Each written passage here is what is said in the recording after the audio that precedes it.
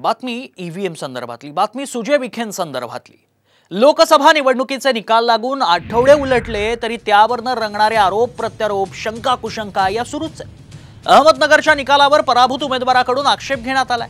भाजपचे नगरमधील पराभूत उमेदवार सुजय विखे पाटलांनी ईव्हीएमवरच आक्षेप घेतलाय। विखेंनी ईव्हीएम आणि व्हीव्हीपॅटची पडताळणी करण्याची मागणी केली आहे। बघूया सुजय विखेंची व्हीव्हीपॅट पडताळणीची मागणी।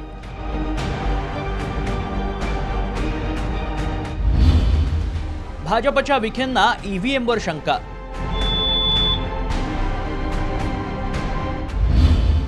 नगरमध्ये 1991 ची पुनरावृत्ती होणार। अहमदनगर लोकसभा मतदारसंघातील भाजपचे पराभूत उमेदवार डॉक्टर सुजय विखे पाटलांनी 40 केंद्रावरील मतदान ईव्हीएम आणि व्हीव्हीपॅटची पडताळणी करण्याची मागणी केली आहे। आपल्या कार्यकर्त्यांचा आग्रह असल्यामुळे आपण ही मागणी करत असल्याचा दावा सुजय विखेंनी केलाय।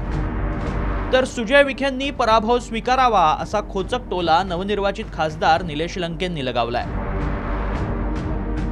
कार्यकर्त्यांच्या भावनांचा आदर करत त्यांच्या मानसिक समाधानासाठी काही बूथ जिथं त्या भावना अति तीव्र होत्या असे बूथ निवडून ते ईव्हीएम आम्ही निवडणूक आयोगाला रितसर नोटिफिकेशन काढलेल्या रकमेचा भरणा करून आम्ही मागणी तपासणीची केलेली आहे। याचा अर्थ तुम्हाला पराभव मान्यच होत नाही, तुम्हाला ही गोष्ट चुकीची। तुम्ही निवडणूक आयोगावर जर आक्षेप घेत असाल तर ही चुकीची गोष्ट।